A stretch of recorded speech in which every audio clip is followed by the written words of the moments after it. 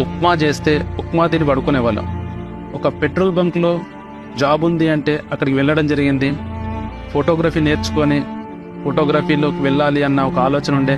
2005 సంవత్సరంలో నేను ఫోటోగ్రఫీ రంగంలోకి వెళ్ళడం జరిగింది. అప్పుడు నెగటివ్ కెమెరాలు ఉంటుండే, రీల్ కెమెరాలు.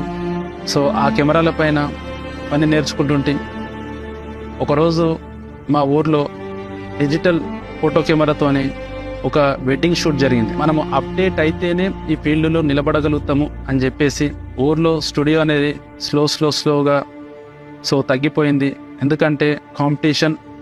సో నేను 40 రూపాయలకు పాస్పోర్టులు తీస్తే వేరే స్టూడియో వాళ్ళు 30 రూపాయలకి తీసేవాళ్ళు. సో ప్రతి దాంట్లో కూడా ముందుకెళ్లాలన్న ఆలోచనే తప్ప నేను ఏం పని చేస్తున్నాను, అసలు ఇదేంటి అనేది ఎప్పుడు కూడా ఆలోచించకపోతుండే. నీతిగా నిజాయితీగా చేస్తే సరిపోతుంది, ఎవరిని మోసం చేయకుండా. సో అదొక్కటే నా మైండ్లో ఉండేది.